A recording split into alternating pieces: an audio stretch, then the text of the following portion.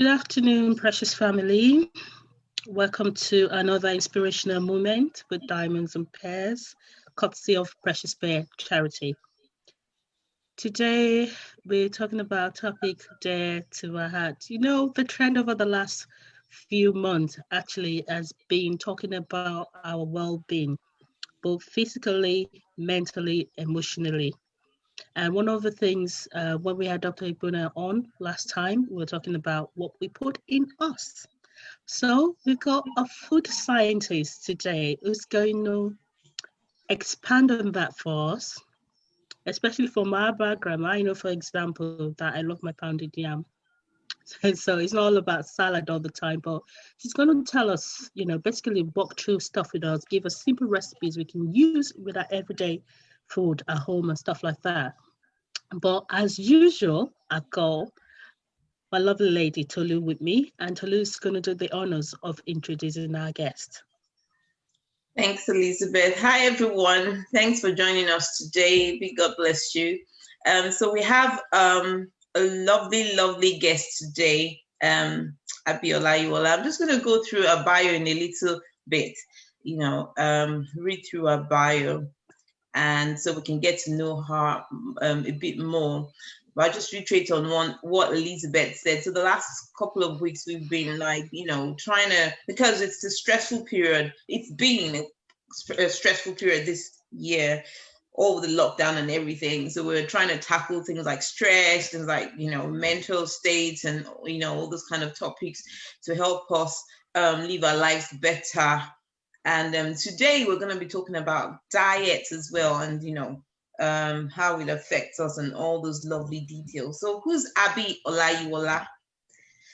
Before I go on, thank you, Abi, for joining us today. We really appreciate you. We do not take it for granted that you said yes to come on board today. And we know that, Saturdays are really busy times when people just want to kick back, relax. So we appreciate that you're giving us about 1 hour of your time, to talk to us. We really appreciate that. So thank you very, very much.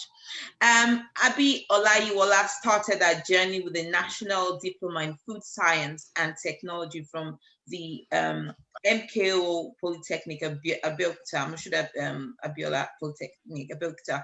This was followed by a bachelor's degree in Food Science and Technology from the University of Agriculture Abeokuta as well. Abeokuta is in Nigeria. If you're listening and you don't know where that is, that's the western part of Africa. She began her career in the food industry by working as a food technologist for a food startup in Lagos, Nigeria, for a short period before moving to the UK. Abi studied for a master's degree in food production management from the prestigious University of Nottingham, following which she continued her career in the food industry by developing food products for Sainsbury's. We all know Sainsbury's, right? So that's amazing. She has since worked in different companies in the UK and currently works in research and development R&D for the FTSE 100 company. Abi is also the content creator and food photographer at Eat Well Abi. I think that's eatwellabi.com, right? Yes, it is. Yes, I've been on there and fantastic food, good-looking food items, and I was like, yes, this is a recipe website for me and my family. It's well, Abby's just got lots of ideas, creative ideas on how to create good diet, good foods. So eatwellabi.com is a food blog which has recently started to focus on African food. Here she uses her love for researching and exploration of food to develop and share recipes which are easily accessible and healthy. So yes, thank you so much. Today we're talking about we're having the title is Inspirational Moments with Abi, and we're going to be talking about how to eat well with Abi. So over to you, Liz. Thanks for joining us, everyone. And if you have any questions, please feel free to ask. Drop your questions in the comment section, and we'll try our possible best to, if we have the time, to answer those questions. Over to you, Elizabeth. Thank you so much, Tolu, for that lovely introduction of our guest. Welcome, Abi, on board. It's a pleasure to have you with us today. Like Tolu said, you're a food scientist. But tell us a bit about yourself, your background, and what influenced you. Because I know growing up in back in Nigeria, a lot of parents want their kids being a doctor, accountant, engineer. But what was behind that science that you thought, you know what, I want to go and study about food? Thanks, Lizzie. First, I want to say thank you for inviting me on. Thank you so much. I'm happy to be here with you guys. Okay, so to start with, I've always been interested in food. As a child, I remember very much my sister and I nearly burning down our house because we picked snails from the garden and then we tried to fry some snails when our parents were not at home. I also remember at some point I was like, I wanted to know why you would have, you would pour like a small, a few cups of rice in the pot and then you have enough food to feed everyone. And I asked my mom and the answer she gave me wasn't good enough to me. So I then would just drop maybe 1 grain of rice in, when she's cooking beans so that I can see what happens to that rice. Because in my mind, the rice multiplies. And then, of course, because there's just 1 grain of rice, it just disappears. I don't find it. And after so many times, I just gave up. I think I tried it with the oil as well. And then the rice just popped. So I just gave up. And then, as we all do, life takes over. You start to study and then, you start focusing on your education. After my secondary school, I wanted to write the exam to get into the Polytechnic to study for a diploma. And I hated maths. I loved all my science subjects, but did not like maths at all. And the food science and technology was the only science course that did not require me to write maths exam. And that was how I got into it. So it was by accident. I had a natural curiosity, but I didn't know where it would lead me. Like, okay, right, this is good. I don't have to write maths. So I just started it. But then going into that course just opened me, into a new world of possibility for food, because I was now introduced to the science of good food, the things I do every day. What happens when you cook rice. Now I understand what happens. But it was also my first time, moving away from home. And then I was cooking for myself for the first time, so I could experiment. I didn't have to cook when my mom asked me what my mom or my siblings wanted to eat.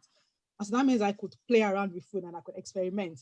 And I've always been somebody who likes to experiment with food. I don't follow recipes. I just make my own things.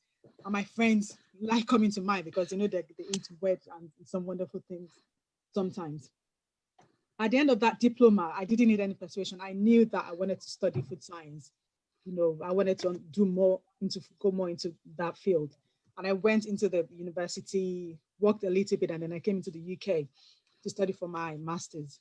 After my master's, my first job was a graduate placement for a food retailer. And it was, in my head, I was a foodie, and I know about food science and I know about food, but of course, I only know about Nigerian foods and nothing else. I started working with all these people who have, that crazy foodies. They know about everything about food. And I didn't know. And they were not very nice as well. So I had to start learning. And I then would come home and watch all the programs on TV, all the food programs on TV. Everything in the evenings, I'll just watch. You have the Great British, the Bake Off, all of the programs, MasterChef. Yeah, all of those programs. I'll come home and watch those after work. And what I then started seeing is that there's actually an amazing world of food out there that we've not seen. We don't see. We just go to the shop, we buy the things you buy every week. But there's some other things that we don't even look at. We don't even look at because we're not familiar with them. And I started experimenting. I buy things, I buy spices, I try things. Sorry about that. I try things, I started experimenting with things. And I left that job, but I still had that interest. And I still followed that path. And because I enjoy it anyway, it just makes me happy. And I make everyone in my house watch all of those TV programs as well. And then what happens is when I try things and then people come and they ask me, how did you do that? I wasn't able to share the recipe because it was just a little bit of this and a little bit of that, because that's what I do. And I can't remember what little bit of spice I'd added. So, and then that was when I decided to start a blog, because I was following a few blogs at that time. I thought it would be a good opportunity actually to be able to write down my good recipes, the ones that make it. Not all of the recipes make it, but the ones that make it, I want to share with people. Is a good opportunity to actually write that down. And that was what my blog was for me, to be able to write it down and also to share it with people. When someone then asks me, then I know what I've done. But I wanted to do well as well, because as you get into the world and you start realizing that it's open to the public, so it has to be really good. And so I had to learn more as well as I was going. And after my first year of blogging, it came to me, I started to realize that there's not a lot happening in the African food scene in terms of blogging. We have the big bloggers, but there's not enough, we don't have enough players. I decided to then focus on African food, because I think who's better to share African recipes than an African, and then I started trying to learn recipes from other parts of Africa, because I'm Nigerian, I know Nigerian food. Not even Nigerian food, I know Yoruba food, but the other tribes in Nigeria, I don't know what they eat. And so I started then doing more and researching and going more into that, which is what I do at the moment. But to do that properly, the other thing with Nigerian food is that people think, not Nigerian, but African food, our food don't look nice. Yeah. So then I went on to take a food photography course, because I needed to represent us very well. And so that, when people see it, they don't just think, oh, it's just that, I want people to be happy. I want them to feel can stand beside any other cuisine, in the world. And that's where I am now with eatwellabi.com. So the idea behind the blog is to write recipes, but that are accessible, that are not difficult to make, and that use healthy ingredients. So they're traditional recipes, but you can add one or two things to make it more healthy, so that, it's better for you and your family. Thank you for that. And thank you for actually saying that, how will I put it? I love watching MasterChef. I see the presentation and I'm like, nah, our food cannot go like that. Our food will not go like that on the plate. Well, having seen your blog and seen some of the recipe on there, I actually saw one of your waffle made akara. Yeah. And I was like, I had to show the girls. I was like, seriously? And they're like, is that akara? I said, yeah. They're like, what? I said, so when we are talking about MasterChef, we can actually go there and present our own food as well. I know a lot of people know how to cook, but it's just the presentation part of things. But looking at your website and looking at how you do stuff, I was just blown away that actually, like you said, who can represent our food? Who can represent us, if not us? I know Jamie Oliver tried jollof rice. I'm not going to go there, but you know what I mean. He had some of those jollof rice on the BA. I'm pretty sure he's one of those flights. It's just disgusting. Disgusting. And I'm thinking, I've said it to the girls once when we went on the flight and they asked for jollof rice, and I told them, do not have that. Rather have pie or whatever they've got. Do not go for the. They didn't understand what I was talking about until one of them had it, and they was like, "This is not jollof." I said, "Yeah, I told you." But it's just, the whole idea behind it is because we don't have enough. Well, how will I put it? People like you in the industry showcasing our food to the world. Yeah. So that's the reason why. Yeah. I've been to Tesco. Tesco amazed me because they've got a section for world food, and they've got recipe. They've got a Nigerian jollof rice seasoning. They've got palm oil. They've got stuff like that, and it amazes me that they took their time to understand the geography and the people around them and what they like, and they went out and started, So I know it's people like you that is working behind the scene to make sure that they get it right. Yeah. So based on what you said about the eat one and our diet and stuff like that, so you said something that I'm holding on to. You said that there's a way that we can have our food but make it more healthy. What do you mean by that? Well, so most of the time our foods, the things we grew up eating are like carb dense foods. And sometimes you just need to make little changes to make something healthier. You can just change an ingredient, and that's what I do. I don't like to follow the recipe and cook it the way my mom made it.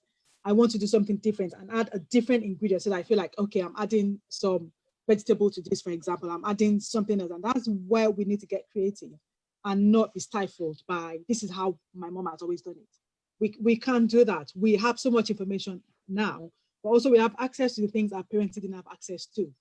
And we can take advantage of those things. That's what we don't do. We just do what we do. Where a lot of us, I'm like that as well. I go to the shop and just pick the things I pick every week. But you need to look at different ingredients, look at different things and think, right, so I just want to make jollof rice. What else can I add to this so that it's not just the rice and the meat, I'm just add a little bit of mushroom, or just cook it, add a little bit of mushroom at the end with some spinach or something, and then it makes it. You've added 2 of your 5 a day into that jollof rice that you're making, and it's so easy. You've not had to change the recipe, just making that addition at the end. And that's how we need to think when we cook, and that's what I try to promote as well. No.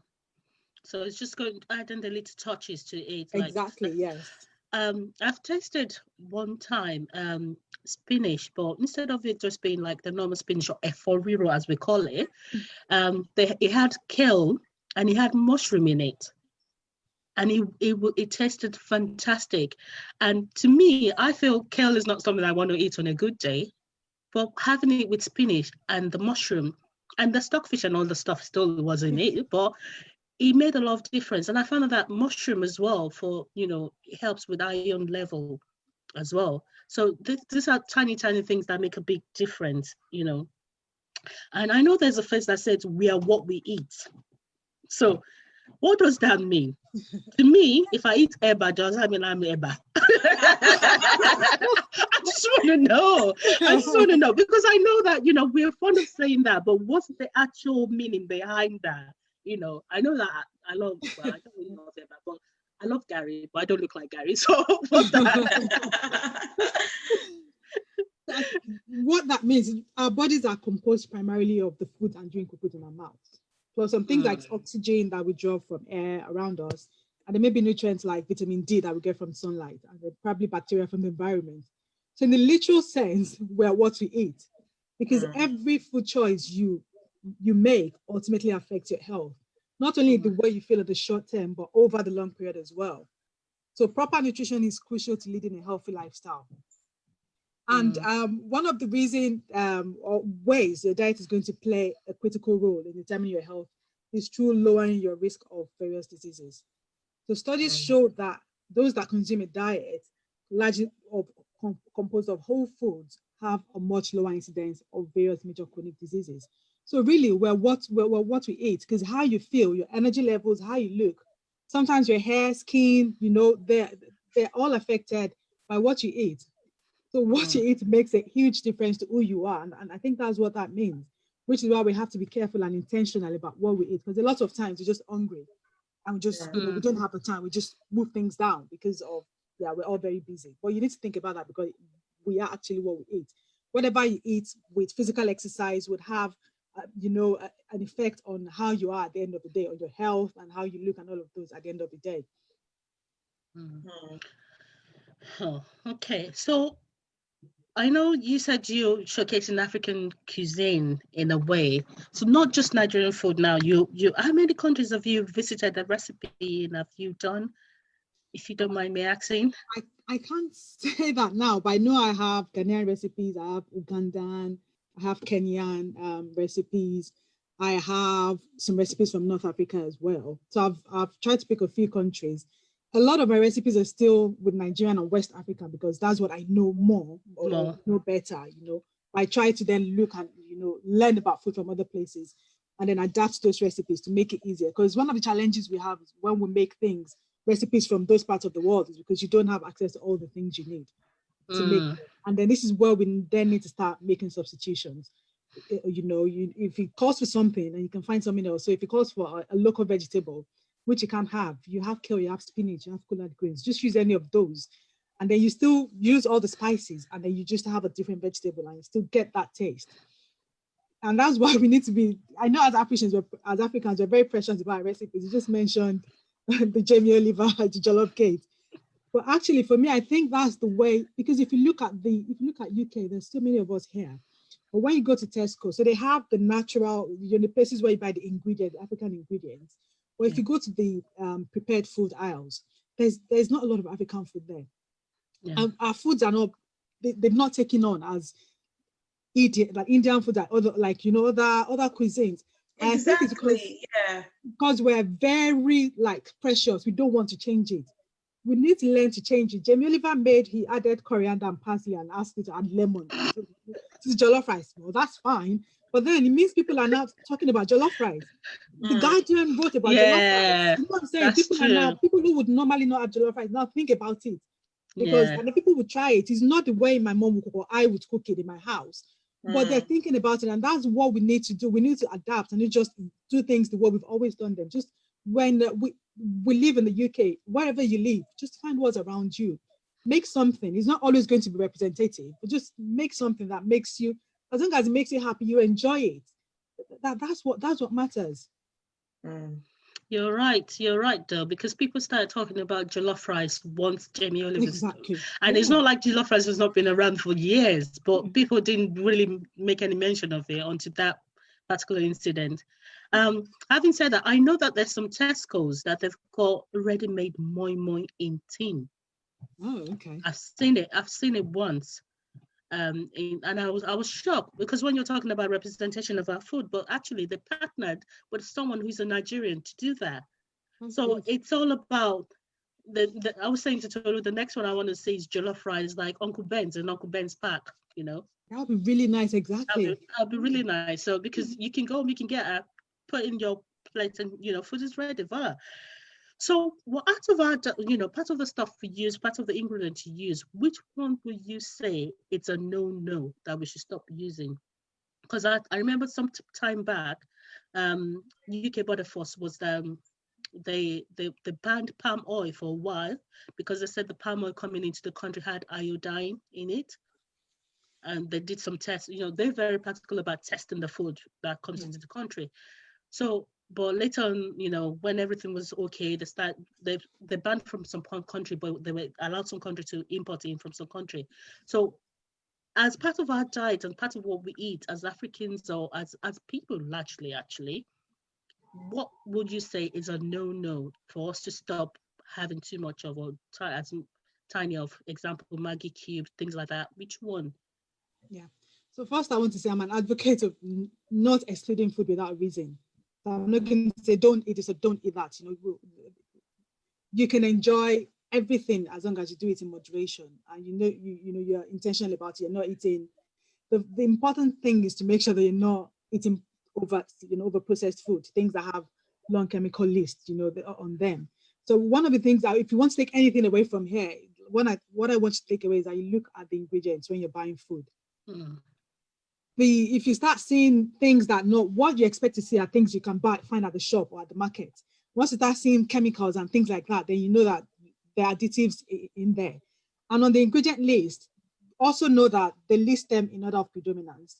So if you have something, the first thing on the list, so if you're buying orange juice drink, for example, and then you have water, sugar, then you know that there's more sugar than an orange 5%. There's more sugar than there's water. So we need to have all of those, start thinking about all of those, be intentional and understand what we're eating, because actually laws protect us as consumers, but we're not even aware of those things. We just go and pick things. In terms of ingredients that we use, I'll talk about the first one, which is not an ingredient at all, is sugary drinks. Because this is something I would say a no to, because this is something we all do, and it's something that we can easily consume a lot of. Sugary drinks do not add they don't give us any nutritional values at all, but they add calories. And drinking a large amount of sugary beverages can increase the risk of gaining weight and developing type 2 diabetes. So we have to be careful. If you have a can of Coke, 300 ml, 330 ml, it contains 9 teaspoons of sugar. And then a bottle of Coke contains 12 teaspoons equivalent of sugar. So if you're having that with your meal every day, you can imagine what you're putting in yourself. Yeah. So instead of having those type of drinks, you can add lemon, add cucumbers, add fruits to your water. If you don't like if you don't like the taste of plain water, just flavor your things yourself. Do things yourself, because you know what has gone into that thing you're drinking. Yeah, and I've seen some special. Sorry to cut you. I've seen some special bottles. I think that help you get nutrients from fruit. So I don't know how. I don't know. Maybe it's infuser. It's exactly. kind of like an infuser. You pour the fruit in and screw it up with a bottle, and then it kind of like goes into the water. Yeah, and then you can fill up the water. For the whole of the day, I do it lemon and cucumbers. You can do it, or you just once in the morning. And then you have that anyway, and you get that flavor from there. You know what you're eating, and that's what we should try to make sure we're doing as well. Know what you're putting into yourself. Don't just buy things, because the risk with processed food is that it tastes nice, but you don't know what has gone into it. When I make a cup of tea and I add 2 teaspoons of sugar, I know what I've put in there.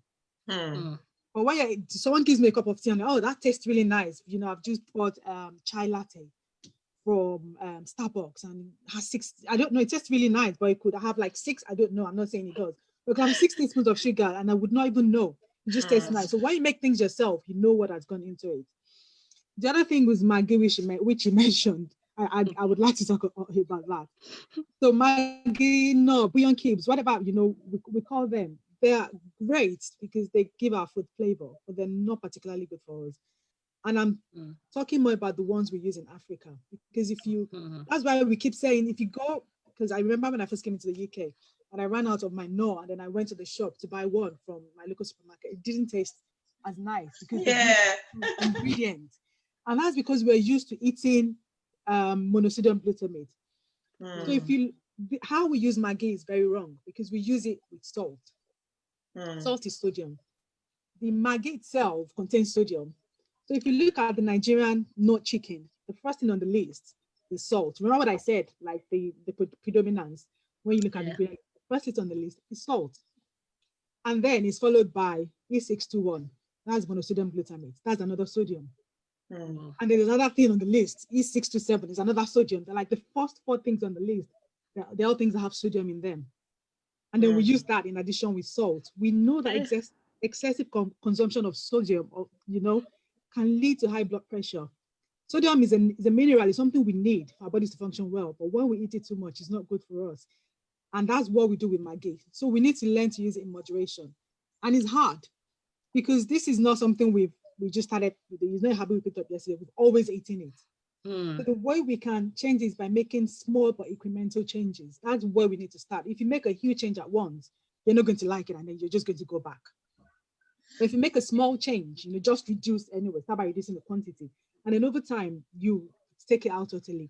And the things you can use, we have so many spices. And that's one of the things I love about being here is you go to the spice aisle, at your local shop, there's so many spices. And we need to start trying those things. You don't need to buy everything. Buy one, you find the ones you like, you find the ones you don't like. That's life. At least you've tried it. Yeah, I started trying smoked paprika with chicken and it tasted amazing. You're right. Yeah. You're absolutely right. And smoked paprika is my favorite. It's so good. It's my favorite spice because it's so versatile as well. Yeah. You can add it to anything, but normally we would not pick it up. We just buy our thyme and our curry powder, and that's all we use. But there's so many other things, and you need to learn. Just try all of these things. Pick one at a time and just try it and see if you like it. Combine this, and that's when I said I was using a little bit of this, a little bit. But that's what I do. I just combine things in random way, like just combine 2 or 3 spices, and you get a nice flavor. And it beats the taste of Maggi because what happens is because you're not using the same thing every time, you also get different flavor each time, and then you enjoy your food more as well. As I said, it's something that has to be done, in small bits. You can't just make that big change unless it's for health reason. You can just make that big change. You do it in incremental changes, and then we'll get there eventually. But Maggi, the way we use it with salt, is certainly not good for us. I think that's why when they're talking about high blood pressure, it's really the rate for high blood pressure is really high in Black Africans and in people with African backgrounds. That's why we're like, the ones at the top list of having high blood pressure. So it's the things that we do not think of or we do not take into consideration. So now I know for a fact that I do try to read the label, but sometimes it can be confusing. So what should we look out for? Because I for example, now I know what to look out for in Maggi and salt and stuff like that, the sodium. So now I know that. But for other stuff as well, because it can be confusing. You're looking at it, you're thinking, is this good for us or is not good for us? Because they've listed it, but you're not sure. I know at some point they changed the labeling to make it red, orange, green, red, orange, yellow, green, or something like that, to show you that the red ones are the ones that you should become really bothered about. But even at that, I still pick it and I'm thinking, okay, they just say I should be bothered, but what does it actually do for me? So what are the tiny things that we can actually look out for when we're doing our shopping that we can take into consideration? Well, so what you said about the it's called traffic light labeling. So it shows when you look at the food, it shows for sugar is green, for salt is red, which is good because it gives you an idea of the things in there. But there are other things that are not captured in there. They just capture sugar, so those things that everyone is worried about. But there are other things. So for most of the processed food, they add additives. When you see E numbers, that's what they add. They're processing aids. There are the things that make it easy to, they extend the shelf life. There are things that give flavor sometimes. There are things that give the texture sometimes, and sometimes they're required. But if you're buying something, as I said earlier, you need to look at the list and see. I bought a ready meal. What I want to do, I bought mashed potato. What I want is potato, butter, salt, but when I start seeing then, I see potato, something that is not actually, flaked something, I don't know, whatever. You see something you're not familiar with. And then you see 3 or 4 different chemicals or 3 or 4 different E numbers. They use E numbers, they're usually chemicals that they're processing A. So you see 4 of those things, then that should just set the alarm bell ringing in your ears. What you should look out for, you want natural ingredients, because that's what you would use if you're cooking in your kitchen. But then, because they have to extend the shelf life, you can't blame them. If you're putting something in the shop, you have to extend the shelf life. So you have to add something to that. You have to make sure, for example, if you're buying, reduced fat yogurt, for example, you want to make it feel like your, full fat yogurt. You need to add things to get that texture. So we have to be careful as well when we're buying sugar-free and fat-free things. Because sometimes they do that, they reduce the sugar, they reduce the add fat. something else. Exactly, to make it look like what you would have normally. And those are chemicals as well. So just learn to look for natural things you recognize. We all know what we all know what what to look out for. You want to see rice, you want to see oil. If you start saying that is something and a long chemical name, then you should be careful. And you don't want a long list, because a long list usually means there's a lot of things. How many things would you use to prepare one meal? If you see 12, things, and they're not spices, if they're like 5 spices, that's fine. If you see E something, E61, E whatever, then you need to watch out for that as well. And as I said, so if you're buying, one thing I've just remembered, if you're buying, one of the laws in the UK in the food industry, if you're buying something that has a name, tomato sauce, for example, they have to write how much tomato is actually in there. If they're calling out the name on the label or in front of the pack, they have to show how much of that ingredient is there. So if you're buying orange juice drink, you have to show how much orange is there. If you're buying orange juice drink and all you have is 5% orange, and that's not orange juice, it's not juice. No, it's not. Because that means that 95% of other things in there. Wow. I picked up some key things. As you can see me, I'm trying to put them down so I know what to look out for when we go to the shops. And I love the fact that there's labeling on our foods and stuff like that. So to bring back, because you were saying something about, when we go, we just grab anything and eat because we're always busy and, and always on the go in a way. So how do we create menu for our family? How do we create menu? What thought process do we put behind it? Is it just us having I know some people have got rotas, days they have rice, days they have beans, but based on experience from me, I would say it doesn't work with me because it depends on the mood I am. I think I can be like that as well. I'm not in the mood of making okay today. No, it's not happening. I just want to make a pasta, something quick. I can get in and decide, you know what? I'm just going to order takeaway. I'm not cooking anything. So, so how do we try and get this going? Because I know that if for what you said, for example, we've tried making Nando's chicken in the house by ourselves, it came out well, but we know what we put into it, like you said. Yeah. We don't know all the other stuff they put into it when we order all this food and, the kitchen, what's gone in it. And so for some people, trust me, I've got a bit of OCD. When I go to some places, you won't catch me eating, not because of anything. It's just my OCD coming into place. So when I'm trying to order food, I try not to think of what would be behind the scene. I had to get myself right. No, don't think about that. Don't think about it. It took me a while before I started ordering food. So as a family, how do you think we can do it? Moms, dad, how can we put that menu together, healthy menu together, not just for us, but for the children, for everyone around us? And it does also sound as if, from what you said, that wholesome organic food are the best, because you did mention when you said that wholesome people that eat wholesome foods, they tend to have lower, all these diseases out there. So really like to know. The first thing and the important thing is what you've just said. You get tired, but you have to plan ahead. You have to think about what you have in the week ahead. So for example, if you know you're going to be traveling, I travel for work sometimes, and then I come back very late. I don't have time to do a lot of cooking. And so you think ahead and plan ahead. So you think, okay, right, on Tuesday and Wednesday, I'm going to travel. What are we going to have? It has to be quick. It doesn't have to be, something quick. So you need to make that, think ahead at the weekend or whenever you have some free time before you go shopping. That's very important. Think about, what are the children going to have in the packed lunches? What are we going to have when we come back home? When you're making that plan as well, think about what you like to eat, because it's important. If you have to enjoy the food you eat. That's one of the reasons why we eat. You have to like what you eat, otherwise it's not worth it. So think about what your family likes. So for example, we like rice. When Nigerians, we eat a lot of rice now. Yeah. You like rice, then try to find a recipe.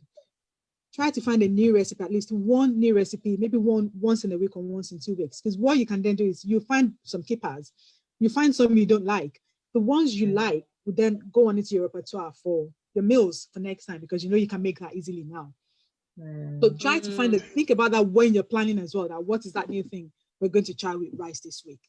And then I write things down. I have a shopping list. Is on my kitchen window, and I write in it all through the week, so that when I go shopping on Saturday, I know what I'm buying. So you need to do that. Think about recipes what you're going to that your family love. Now, when you're building your recipes, you have to think about including all of the major food groups. Make sure there's carbohydrate, there's protein, and there's vegetables as well, salad, however you want to add it. It's not just enough to eat the rice.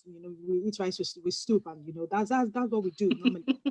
Think about how you can add something else, vegetable to that as well, so that you have those three things. And then you also think about versatile ingredients. So what can you do? So if, for example, we're having grilled chicken for dinner on Tuesday, can I then pack that as well into my children's lunch? Can they have a grilled chicken sandwich as well? So think about how you can bundle things together, so that once you've done something, and prepare as well at the weekend. I grill the chicken we use at the weekend. I just keep it in the fridge. Just get it, but you need to plan ahead to be able to do that. I need to know what you're doing in the week. Sometimes that happens, that's fine. But for most of the time, we know what we're doing, and we need to plan towards that. And then once you have all of that information, you need to create a shopping list as well, so that you're buying the right things when you go to the market. You're not just going because if you're trying a new ingredient, a new recipe, there'll be things you're not familiar with that you have to find. So make sure you have all of those. And I'll say collect recipes. It's really good. Just collect recipes. You find the ones, keep the ones you like, and you always go back to them. So you don't have to have a timetable, but you know that, okay, I have some wrap in the fridge. I can quickly make a quesadilla. What's a quesadilla? You get a wrap, add some tuna, add some spinach, add some cheese. That's it. Just grill it. You do it, use your frying pan. It takes 10, 15 minutes and it's ready. But you need to have tried it the first time to know that it's easy to make. And you can make it as well. And it's healthy as well. And it's not just eating what you eat normally. So we have to think differently. We have to plan. We have to be open to new ideas. Try new recipes. That's very important. And then one last thing is that you have to keep stock of some cupboard ingredients, some basic things, some like canned beans, spices, things that on Friday night you don't know what to have. But you have some vegetables left over. You have a little bit of rice from there. You can just chuck things together, make Chinese, the fried rice. You can make that easily with the leftover rice from your fridge. Just add, some things, add some eggs, add some vegetables. You have it, and that's it. But you need to have the things that will support that at home. You need to have soy sauce at home to get that taste. And we need to start stocking up as well. Just don't buy perishables. Buy things that can last a long time. So that if you don't use them, then you still have time. You have a few months to use ingredients. So I can imagine you have some of those quick recipes on eatwellabi.com, don't you? Because I'm going to be raiding that blog now. Please do. Tolu, can you put the blog, the address for the blog on the chat as well, so people? Yeah, I put it at the when you go there, it's on there. It's on the topic, eatwellabi.com. Okay, cool. Yeah. Can I ask though? I don't know. I was thinking because you said that we should make sure we have all the major food groups in our meals. So are there do you advise? Should we have percentages, like maybe 50% of this or that, or do you have any advice in that area as far as how to, mix these food groups in our meals? Well, personally, what I've seen and what the recommendation usually from dietitians and nutritionists is to have a whole starch carbohydrate. You have that. I think you have that more than, and a little bit of protein, and then more vegetables as well. So we eat a lot of protein. But you know, you eat a lot of protein, you have more carbohydrates and more vegetables. Now with the carbohydrates, you have to be careful that we're not having refined carbohydrates, which is what we do most of the time. Yeah. We like white pasta, who doesn't? We like white rice, who doesn't? Those things have been refined. I eat them as well. My children love, you know, they would not eat brown pasta because they don't like the taste. But if we can, so for example, there's some pasta that like 50-50. So it's 50, they've mixed it, there's 50% brown, exactly, and 50% white. Those sort of things you can then have it. Otherwise, you have to have in a little quantity. I don't have a percentage that I can say, but we have to be aware that we don't need a lot of protein. Good point about refined. I hate brown bread, for example. My husband eats only brown bread. He's more healthier with regards to eating than myself. So yeah, good point to note. Yes, yeah, we it's just refined. That's why they refined it, to make it, you know, taste better, to make it more palatable. We're taking out all the good things, or a lot of good things in the bread. There. So we have to be careful and not say I'm eating bread and then I'm eating 5 slices of bread at a go. You know? Good point. That's a good point. I think someone put a chat saying, what if you're adventurous? Your family isn't as eager to try these things. So having said that, I think it depends. For example, I know we had some guests over a while back now when things were normal, and I decided to do stir fry and pasta, and the stir fry had broccoli and all the stuff in it. My kids love it, but the guests we had over were looking at it and it's like I punished them, to put it that way. They wanted jollof rice, but I just felt like, you know, we should have something different. So I think it depends on. I think we didn't get to that stage actually with the veggies, to be honest. One of the things that helped with them having veggies was me letting them have school dinners. So they had no choice. Whatever is on the school dinner, they have it. Even though I try to like choose for them things that I know they will like, but occasionally I just choose things intentionally, like, you're trying this out. You're not only an African child, you're trying this out. So what would your advice be? So for example, I'm not a foodie, but my whole family they're foodie, trust me. So what would your advice be if, for example... That's the story of my life anyway, because my husband is like a typical African man. He wants to eat his rice. He can eat rice 5 times of the week. And then I have to convince him to try something else. And my children as well, they eat more. They try the things I cook a lot more. But what I do sometimes is ask them to choose. Because when they choose, then I'm like, well, let's go shopping together. And then you choose. But whatever you choose, we have to cook it. And then when they choose something new, this is what I'm thinking about. You know, you choose.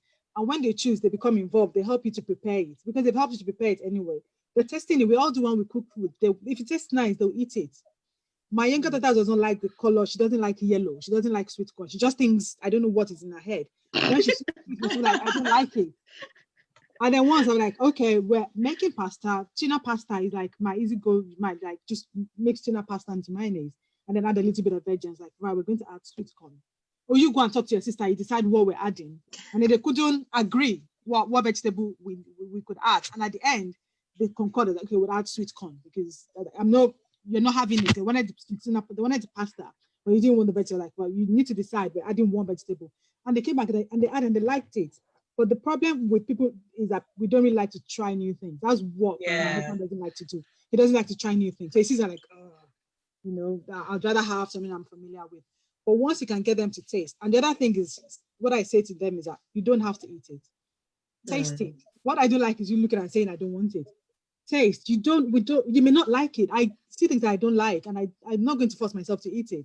And I won't force you to eat, but you taste it, and then just tell me what you don't like about it. And I think that works, because then they'll taste and like, okay, it's not bad actually. And then they'll eat, but like, oh, I don't really like the texture, you know. And then that's it. You try something else, but they need to be involved, because that's what makes it easy for them because they're putting some work into cooking the food. It's cooking there. I love that flexible parenting. When I was growing up, when we had a 4-year-old, I hated it back and I really love it now. My mom would bomb if you wasted the F4. So like you don't see F4 in different parts of the house when it was just chucking under the chair or beside the cupboard like yeah, I was not cooking actually make it okay forever because I remember it was the same with cornflakes with me. I did not like soggy cornflakes. I know they made us have cornflakes with hot water and it was soggy. I know. yeah. It was so soggy. It was so soggy. And I didn't like it until I got to the university and then I started, just making it with my own milk in my own way. I hated eating at home. And that's what happens when you force people to do things because they just hate it. So if you give them, just try it. Tell them what you don't like about it. Maybe we can change that. Then it helps. Absolutely. Yeah. I just saw a comment that someone saying rice is big. Seriously. Rice is what? Rice is there. We still had that conversation with my husband this morning, like Africans, we love rice. We can have rice every day. And because you have to figure ways of making it as well. It's just rice is rice. It's just it's true. So this is so interesting actually. I'm actually getting a lot of things now from this and now to get the kids involved. By getting them involved actually they want to try new things out. They wouldn't be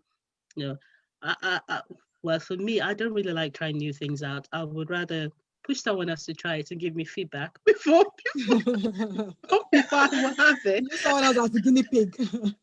I use someone else as guinea pig, and I've got a feel. I remembered. Was it? I was telling you, Tolu. My sister said she went to buy octopus. I was like, you left your house. I've tried it before, actually, in the Chinese restaurant. It was quite nice, and squid, really nice. Did you see my expression? She was trying to tell me it looks. I said, just looking at those flippy. Thing already. It's just I can't even. But the funny thing is this: I remember one time like that. My mom went to Calabar and she came back and she gave us chicken. We had it. It was after we had it. She didn't say a word. The next day she told us we had crocodile. And you need to see the way we're trying to like put our hand, but it was so lovely. We had it, we thought it was chicken. She didn't tell us what it was. But it's just like that. It's because I know what it is. That's why, and maybe that's why already I've got the picture of what it looks like. I'm like, kind of. But so how can people make the most of this recipe on your website? Because for example, that actually, if not for lockdown, I said I'm coming to learn how to do the akara waffles because I looked at it, I was like, man, look at presentation, look at presentation. I love this on my plate. I think I was even thinking that if I have this on my plate, I'll just be busy taking pictures from different angles. It'd be nice, right? So on my blog there are two different types, like two main types of recipes. That the original ones which are like my own recipes where I've used the traditional ingredients in a different way. And then there are some which are like adaptation of traditional recipes. I've just made it healthier or quicker or easier, or I've just made it more accessible by swapping ingredients. What I would say to people is it's the blog post, they're there as inspiration. Do your own thing. Eat what you like. So if there's kale in one of the recipes and you find kale chewy, use spinach. Just feel free to adapt because that's what I do. I don't stick to recipes. Sometimes I didn't get it right. And then my children will be like, what have you done, Mama? I'll be like, you know me, I don't stick to recipes. And you don't have to as well. If it works for you, do it. But if it doesn't, just change something. What I want you to do is enjoy what you're eating. And as we talked about it earlier, we're very pricey about our, precious about our recipes. We don't like to change things. But if you think about pounded yam, for example, how many people can actually pound the yam? We eat pounded yam. Yeah. It gives you the taste of home. Do you know what I'm saying? It gives the taste of home. It's not the same as the pounded yam, but you have that anyway. And it just makes you feel good. And that's how we need to see recipes. It doesn't have to be the way we've always done or the way my grandmother made it. Like, see what's around me. What can I use? And when you go to my blog, just adapt it, change it. And I'll give you an example. Somebody reached out. So I have a recipe for Gari Photo. It's a Ghanaian dish, and they use Gari. They make it with Gari. And then this person said, she read online that Gari and couscous, they're quite similar. So she's used couscous for the recipe. And in my mind, I couldn't marry, like, Gari and couscous are two different things. But she loved it and she enjoyed it. I was like, right, that's fine. if you like it, that's fine. Just make things yours. And that's what I want to do. Because she's tried it. She's just the ingredient. She just swaps the gari for couscous. But she enjoyed it. And that's what we need to learn to do. So just try things. Just do what you like. Make it yours. That's what I would say. Wow. Thank you so much. So now that phrase, we are what we eat, is ringing a bell in my head.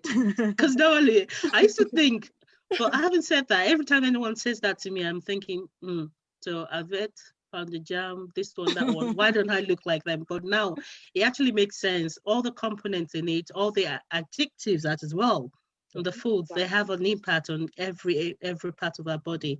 So when they say the Black community are the ones they've got the highest percentage of people with high blood pressure. Now we know why. The sodium in the Maggi, the sodium in the salt, all these other things that we consume because we feel like this is how we've been taught. And also when you were talking about you not having that you just put a little bit of this, a little bit of that. I remember reading a joke somewhere where someone said that when people put salt in food, I remember my daughter asking me how many salt should she put in an egg, and I said, "Oh, that I don't know." That it's like and someone was saying, making a joke about our ancestors tell us what to put in. I think I saw that joke. So we keep on putting on food. The ancestors say, "Okay, that's enough." We just do. So, but what you said now just made me realize actually we can actually adopt, we can change, because no one told us that this is how much salt you put in. You just know, kind of. So we can adapt and change stuff so that it's more healthy for us as a family and stuff, and as people as well. Thank you so much. Thank you so much for coming on. This has been a very interesting. When I say interesting, topic. It is really interesting. I'm not a foodie, but I live with foodies, and trust me, my husband can take ages looking at recipes. He tries new things out, and we are unfortunately we are the guinea pigs. But unfortunately we are the guinea pigs. But it's good in a way. It's good in a way. Unlike before, he said to me, we need to try different things. We just don't stop with what we know. I'm like, oh, come on, brother. I like my stuff like that. I don't like. But he started doing this, and I found that actually, you know what, it makes a lot of sense when you look at it in a whole. There's so many things we picked up that normally we won't use, but based on what you've said as well, there's so many things that are out there that we should consider when we're putting our recipe together. Thank you so much for coming. Thank you so much for coming. Tolu, do you have anything? Any questions? Anything? No, I don't really. Like Lee said, it's been an amazing session, relaxed and amazing. I've thoroughly enjoyed this. And yeah, I'll be looking at, I didn't know about the EE numbers and when you're looking at the labels, and the way you said it as well, like if you want to buy orange juice and it's just 5%, then it's not orange juice, is it? Yeah. So that really makes sense to look out for those things that they say this, is that what it really says? Just to spend the extra 30 seconds on when you're doing shopping to look at the label properly. At least now we know what we're looking out for, apart from the high alert colors and all that, all the other details. And what you also said, like if they're like 10 or 15 ingredients, that should start ringing bells. If you just want to mashed potato, it should just be mashed potato. So if you say like 25, exactly, yeah. You should be thinking, okay. Yeah. When we go shopping, we have to be intentional. Because it's going to us, we're going to feed our children, we're going to feed our husbands, our families, absolutely, ourselves as well. So we have to be intentional. And it will take time, but once you get into the habit, you just find yourself, when someone puts down a budget, you're looking at it and you're trying to beat the list. It just comes naturally. Absolutely. Thank you so much. I've enjoyed having the chat with you as well. Thank you. Looking at the comments, we've had people say, yeah, I enjoyed today's discussion. Thank you, ladies. We had Rice's Bay. Absolutely. And Zainab said, Abi, what if, Liz has mentioned that. Let me see. My system is not scrolling down. We had a few. I'm not sure that there's any question. No, there's no question. Someone said lovely discussion. Thanks, ladies. Yeah. Abi Olayiwola, you're doing an amazing job representing African foods to the world. Absolutely. I love your IG page, healthy and yummy foods. Yum yum. Thank you. Thank you for coming. We appreciate you so much.